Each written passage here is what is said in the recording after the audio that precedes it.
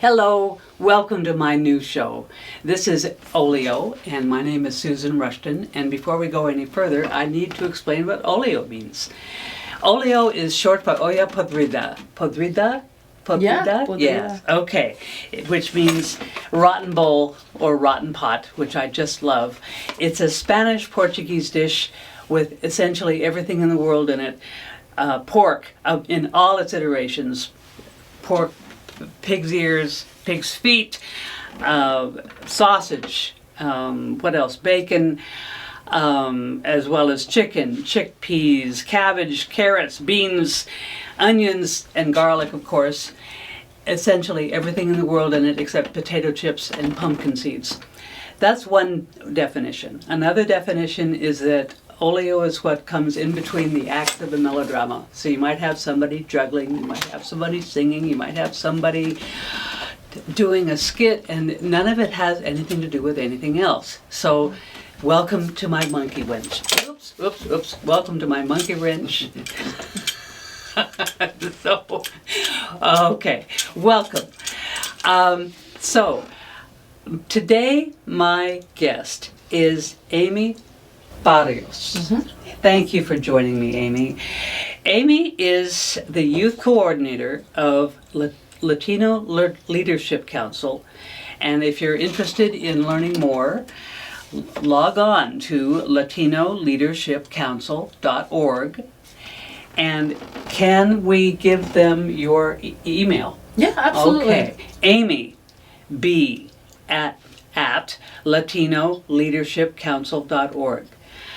She is, as I said, the youth coordinator of Latino Leadership Council. And before we go any further, what is the Latino Leadership Council? Yeah, well, first, thank you for having me. You're welcome. So the Latino Leadership Council is the only nonprofit in the region that's solely focused on helping Latino families. Okay. So all our work is focused on the Latino community. Okay. How do you help Latino families? So we kind of do a little bit of everything for any age, really. But we focus on 3 different things: health, wellness, and youth development. Okay. Yeah. Health, wellness, and youth development, and your job is? Yeah, so I'm the youth coordinator. Youth development is my focus. So what does that mean? I mean, it means a lot of things. I think it's a lot of responsibility. You know, we're trying to shape the minds of the future, and I mean, the kids of this generation are very outspoken, very driven, very much advocating for themselves already and their beliefs and their values. So I get to be a small part of, their teenage journey, and helping them with school issues that they may be going through, family dynamics that sometimes are challenging because of the generational gaps. So I didn't do that when I was with my family. You can't do that now. We often, from the kids, we always hear their parents say, back in my day, this and that. So, and they're like, well, we're not in those days anymore. Right. So for us as youth promotores, our challenges... Youth what? Promotores. Which means? The literal definition is promoters, but it's basically we're caseworkers. Yeah. Okay. Yeah, so there's 3 of us on our youth team, and each of us is just tasked with mentoring youth, helping them through those difficulties, through those challenges, through those dynamics, also instilling the culture and the values that we have, and educating kids to be patient with their parents, because a lot of the times... And vice versa? Yeah. Oh, yeah, absolutely. Because of those generational differences, I'm like, your parents grew up in a very different time where different things were acceptable, and they don't have the education sometimes to know that that's not appropriate anymore, that that's not correct, that's not how things are done. Can you give me an example? Yeah, so sometimes kids, let's see. For example, with religion, right? So a lot of the times our parents, or I'll speak for myself, my parents, we went to church every single day. Every day. Every single day except Tuesday when there was no service. So, but besides that, we were going every single day. And a lot of the kids, they'll go to church as well, but for them it's very different where it's not like they don't feel the need to have to go all the time, you know? And so it's like those generational differences where, you know, I don't want you to disrespect your parents by becoming rebellious and now not going or whatever the case may be. But at the same time, you have to understand that's what your parents know. They don't know any other way. You know, it doesn't make it's correct. familiar, and if it's familiar, it's comfortable, and this is what we do. Yeah. Exactly. Wow. Okay. But if the kids don't want to go every day, how do the parents feel about that? Yeah. Well, that's where like our adult promotores also step in. Because, for example, I'll work with a youth to give them that one-on-one, you know, support. But as an organization, we work with the whole family. So while I'm working with like a little 7-year-old, maybe one of my adult promotoras is working with the mom. Right? So both of them are getting the individual support, but also getting that family support as well. And so it's just a lot of difficult conversations. I think at the root of it is communication, where for whatever reason, our families usually don't have that. You know, they didn't have parents who communicated with them. Or in they were busy. Yeah, busy surviving. You know, that's all they've ever known. And so, like, luckily for our kids, you know, they get that opportunity to thrive and live a little and be kids. And so there's where the clashing happens, where parents only know survival and kids don't know that. You know? Yeah. Yeah. So, are you from Mexico? No. Yeah. So my mom is from Honduras and my dad is from Guatemala. I was born in LA. Okay. And so a lot of the kids that we do work with are Mexican descent. A lot of the families that we work with. But we do have a lot of Central American families that we've begun to work with as well. So it's a little bit of everything.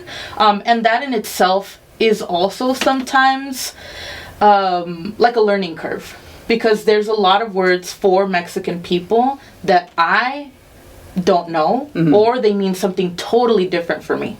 You know, so even at work, sometimes the other promotoras will be talking in Spanish, saying all these things, and I'm like writing 5 different words. I'm like, okay, so what does this mean, and what does that mean? And give it to me in a sentence. I need an example, and vice versa. So that, although it is a learning curve, it's also very exciting because I'm learning every day, you know, and I'm learning how to navigate with certain Spanish-speaking families because even our own language can be very different. Okay, because you're from various places and sometimes across the street, sometimes next door or 10 miles away. Oh yeah, absolutely. That's interesting. Yeah. Now, is there a need, feeling a need to have everybody only over here? I mean, here we are.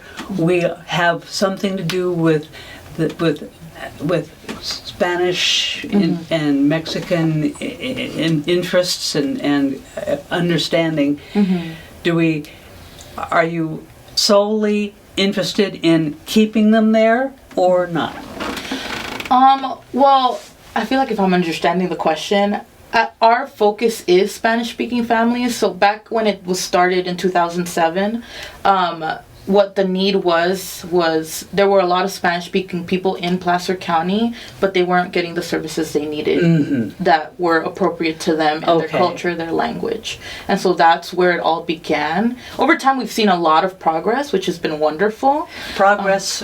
How do you know? Yeah. So we work a lot with the county here in Placer, and so there's been a lot of implementation, for example, of like cultural competency, raising wages for social workers who are bilingual and bicultural, you know, because they're doing double work. Yes. They're not only doing English, but translation in itself is time consuming. Yes. You know, so getting paid what they actually deserve for the work that they're doing. Getting more bilingual, bicultural staff, social workers in county departments, different things like that, which is great so that our clients can actually call and maybe they'll be able to recognize a face, you know, but it's in that language where they connect. You know, because sometimes even interpreting services, although they're great, they don't necessarily interpret correctly or appropriately. A lot of the clients we work with don't have that high level of language.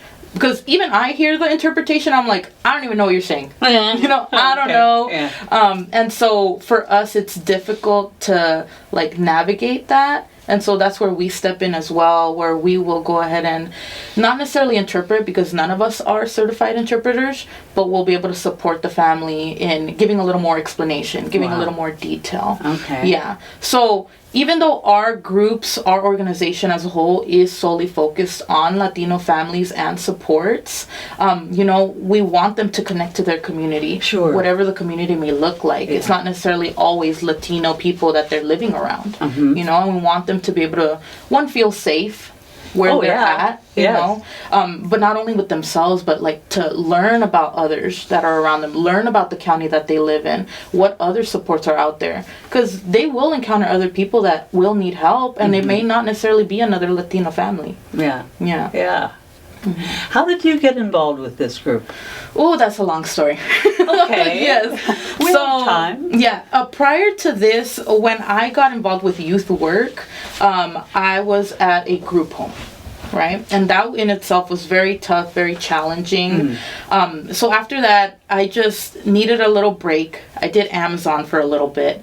And then I was like, no, I missed that one-on-one connection, those, you know, influences that I could have on kids. So I started applying, and it all worked out. Here I am. How long have you been in this organization? 2 years and a couple of months now. Okay. Yeah, and I love it. I love it so much. And I think it's just every time these kids keep me on my toes. You know, all of them That's their job. Yeah. Oh, yeah. And I'm like, and I can handle it, you know? But they're so smart. They're so caring and giving. For example, we went back in July of this year, 2023. We do an annual backpacking trip. And we got to take, I think this time it was 7 youth, right? And 2 or 3 of them were just speaking Spanish, so monolingual. And at the beginning, me and my coworker, who both go every year as well as staff, we're interpreting for them, right? I mean, I gotta step up, it's my job, like I'm here to take care of them. But then it didn't even take an hour or 2 into the trip where the rest of the kids started also interpreting and translating for them. And I was like, that's what this is about. You know, because they don't even know each other necessarily sometimes, but they're already stepping up. But there's a connection. Yeah, they're connecting, they're networking, they're building leadership skills, just teamwork skills. So that in itself is very amazing. Like, I love getting to see those little victories in each of them, even when it's tough, because there are some tough challenges that they face. And so that, for me, is very heartbreaking, because there's only so much I can do.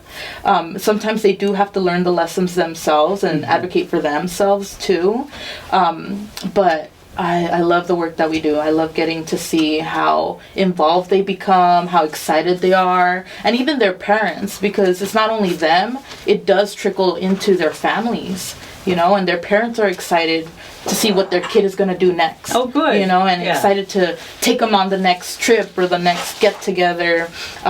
So I love how I've seen our community become so involved and invested. Yeah. Okay. Yeah. Now, I grew up speaking English, reading English, recognizing, and I got used to the stupidity of the English language. Even though I love English, that was my major in college. Oh, same. And now I'm really studying English. Okay. Yeah. And it's an impossible language. And for Spanish-speaking people who the Spanish language is just wonderful, because every letter is always pronounced the same way. Yeah. That's gratifying and helpful. And I work with an organization every week for an hour helping kids with reading. And the hardest part for the kids in connected with Spanish in any way is the W. Oh, yeah. It's terrible. Yeah. It's just awful because Spanish doesn't, it rarely has a W. Yeah. And they would do everything else too. Yes, love something, W. And that's hard. And I can imagine that would really be a problem. But I'm envious of the Spanish people because you have this wonderful language that can only be spoken in one way. Right. Oh God, that's gratifying. I'm envious. So, tell me, you've talked about working with playing with the kids, going off on a trip. What time of day does your work start?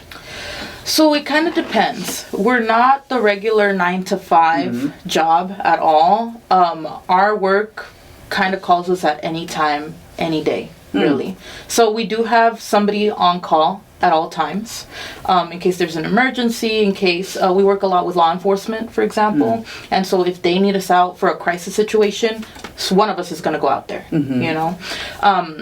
And so it depends just on whatever the client needs are. For example, if a client needs a doctor's appointment and it can only be done a certain day and certain time because they can only get certain days off at work, you know, then we understand that. We'll work with their schedule. So it's really about the client and what their needs are versus ours. Of course, like I mentioned, I'm in school and our organization is very good about, you know, higher education and working around that as well. But the flexibility is amazing. Yeah. So for me, for example, with youth, because they're in school most of the day, I usually don't go see youth until after 3 or 4 in the afternoon. So my work is more evenings, afternoons, and occasionally weekends as well. Okay. But then doctor's appointments, vision appointments, those usually are during the week. And then there are a couple of clinics that if for whatever reason our clients just can't do it during the week, then we'll go ahead and do a Saturday. You know, because sometimes our families don't have the capacity or can't afford taking a day off. You know, they need to work, they need to provide. Yeah. So we'll go ahead and figure all of that out and try to help them as much as we can. Yeah. Okay. Yeah. What's the hardest part of your work? Oh gosh, I think it's when maybe things aren't going as quickly as possible or things aren't going as planned. Yeah. Like, for example, whenever it comes to, like, let's say any kind of client needs an urgent medical appointment. You know, there's an urgent need. And if clinics are just packed with dozens and dozens of appointments and we can't see them soon enough, that's frustrating. Yes. You know? And then with the youth, whenever we work a lot with the schools. And so whenever things aren't going to plan at school, whether that's because the youth themselves isn't cooperating or there's just nothing else that can be done, like maybe a plan has already been set, an IEP was done, but there's still more work. Like, it's whenever my hands are tied, basically, you know? And I'm like, oh my gosh, there's so much I would want to do and provide. But I mean, even funding wise, you know, we have our limits and our regulations that we have to follow. Yeah. So that is frustrating whenever we're just stuck. Yeah. Yeah. Yeah. How does it cost? Does it cost to belong to the Latino Leadership Council? No. Okay. So all our services are completely free. Yeah. Usually when we get a referral, we'll do our best to try to contact the family directly, and most of the time people know and are aware to be expecting a call from or an unknown number, you know. And if not, we'll work with whoever referred the person to give them a call so that they know, like, hey, you got to pick up, like, It's not spam or some, fraud or anything like that. Like, please answer the call. And then we do a lot to like mitigate the barriers for our families. A lot of them either don't drive or don't have a license, so there's fear in that. So in the transportation aspect, so we go to our clients. Okay. We do home visits, and so we'll meet them at their house, at their place of work, during their lunch break, at the school, if that's something safe for them, at a local park, at a restaurant. With the youth that I get to meet with, sometimes, they're hungry. So I'm like, okay, where do you want to go eat? We'll meet there, and your meal is on LLC, And that also just gets them talking, over the food or life, all of that stuff. Sure. So, yeah, everything for our clients is completely free. We'll try to help them with rent on occasions, utility bills. If they don't have Medi-Cal or any kind of insurance, we work with a couple of different clinics to get them a sliding scale fee or like a discount so that they can keep going and have a primary care physician. So a lot of different options and opportunities for our families. Yes. Yeah. Now, I asked what the hardest part was, and you did talk, but and I want to know what the best part of it is, because I can imagine that there's this is great, and this is great, and this is great. The place you went on a hike. Yeah. But can you think of another thing that I think. All my answers are youth related because that is my focus. That's okay. But we have this other youth who, for our youth program, it's called Entre Amigos, right? And that's for 12 to 18-year-olds. And so say it again, and then translate it. Yeah. Well, Entre Amigos means between friends, and that's our youth group for 12 to 18-year-olds. Okay. Yeah. And so that group itself was started a little over 2 years ago, so before I started here, right? And so this young man now, he's growing, and so they all do. That's their job. He started as like a little preteen, right? When the group first started, and he always says, well, my mom forced me, I didn't want to do it, but I had to, because she was also receiving services from us, right, for adults. And so always a very shy, quiet kid, didn't really participate, but was always present. And watching and listening. Watching, learning. And I don't know, I just saw something in him from a very while back. I'm like, you're consistent, which I like. Maybe you don't want to be here. But you're there. Yeah, but you're there. Yeah. And then slowly he started coming out of his shell, Kids, I could see that they just gravitated toward him and saw him as a leader. And I was like, we need to do something about this, because I don't think it's being called out in school. So we gotta bring it out of him because I see a lot of potential here. Oh boy. And at the same time, he was navigating a lot of challenges at home, right? And also being the oldest in the family, that's a lot of pressure in itself. Yeah. And so one day we just had a meeting with him and another youth, and we were like, do you want to be a youth ambassador? Which is basically a peer leader for us, right? And he was like, well, what does that mean? What do I have to do? So already from the beginning, I'm like, you're interested, you have great questions, you're wanting to know, like you've probably never done an interview, but you're very ready to go get a job if you wanted to. And so this was when he was, I believe, 13, almost 14 years old, and he said yes, started stepping up, just even more gravitation from the other what youth about this, and how about if I do this, and what happens, and let's try this. And that was like a 2-year build-up, and then I believe it was earlier this year in February where another organization saw him just stepping up a lot. He was doing a lot of meetings, not only with other youth in the county, but then eventually doing a luncheon with some what's the word, just basically a lot of important people, like in the county, like higher ups, different things like that, and youth talking about their experiences here, with diversity, with equity, with inclusion, with challenges they faced, as kids of color, right? And he did an amazing job. You know, he's passionate about racism in schools and how to mitigate that. He's passionate about safety and feeling safe in his neighborhood. And so from that moment on, that other organization reached out and was like, there's this annual substance use conference in Washington, D.C. We want him to go and we'll pay for everything. And in that moment, I was like, yes, we did it, you know? And not even we, he, because that's all him. Yes. You know, we did the small part of let's call it out. But yeah, and so that was his. That's what I love. My favorite thing is all the firsts that these youth get to have. It was his first time on a plane, first time over on the East Coast, first time trying a lot of different foods. He had a lot of firsts, you know. How exciting. Yeah. And so that How old is he now? He is, I think he just turned 16. Oh my. Yeah. Or 17. I don't know. His birthday was in October. Okay. But yeah, and just like that. And so that's what I love, like the first that the kids get to have and just seeing them grow and believe in themselves. A lot of the time they don't have that on their own. And sometimes in their families they're not hearing that, you know. Oh, and that's so, of course, my mother would say that. Yeah. But somebody else saying it, you saying it. And then they start to believe it, you know. And then the great thing is they start telling other kids, you know. So there's this connection, and that's wonderful. Like, getting bigger and learning more and feeling more comfortable. That's wonderful. Yeah, that's great. Yeah. Wow. So I was going to ask why you think the council is important, but it's obvious why you think it's important. This is a valuable thing, and